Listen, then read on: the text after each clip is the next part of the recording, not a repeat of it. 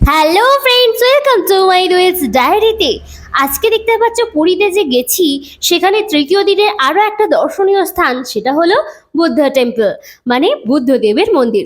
সেই মন্দিরটা এতই সুন্দর, দেখলে চোখ একদম জুড়িয়ে যায়।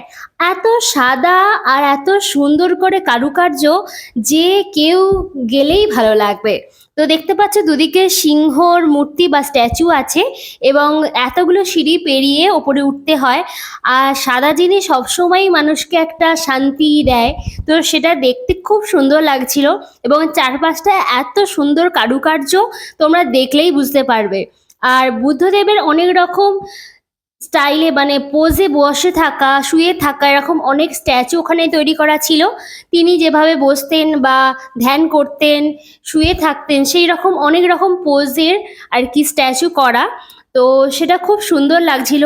আর আমরা ছোটবেলায় যখন গেছিলাম, চারপাশটা এতটা এরকম ঘিঞ্চি মতন ছিল না, খুব ফাঁকা ছিল। তো এটা বেশ ভালোই লাগলো।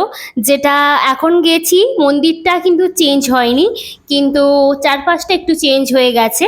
তো এটা দেখতে পাচ্ছ বসে ধ্যান করছে বুদ্ধদেব, সেটারই একটা স্ট্যাচু তোমাদের সঙ্গে শেয়ার করলাম। এখানে ডোনেট বক্সও আছে প্রত্যেকটা স্ট্যাচুর সামনেই। তো এটা খুব সুন্দর লাগলো।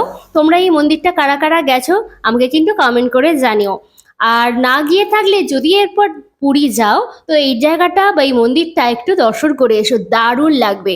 আমার তো এটা খুব সুন্দরই লেগেছে, এবং ছোটবেলায়ও গেছিলাম বাবাদের সাথে, মা মাসিমণি সবার সাথে গেছিলাম, বোন গেছিলাম। আমরা এখানে প্রচুর প্রচুর ছোটবেলায় ফ্রক পরে ছবি তুলেছি। তো এখানে খুব একটা ভালো করে বড়বেলায় তুলতে পারিনি, তাও কিছুটা তুলেছি।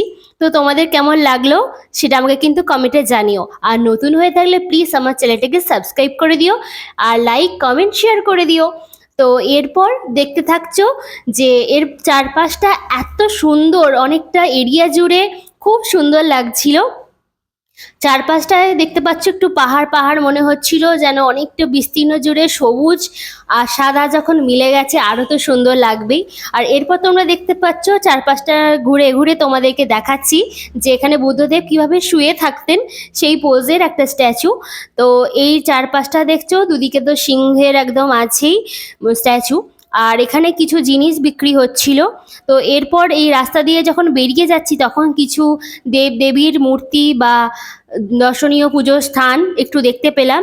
এখানে যেমন গণেশজির একটা মূর্তি দেখতে পেলাম। এখানে অনেক ঠাকুরের উদ্দেশ্যে অনেক কিছু বাঁধা হয়, সেটাও দেখলাম।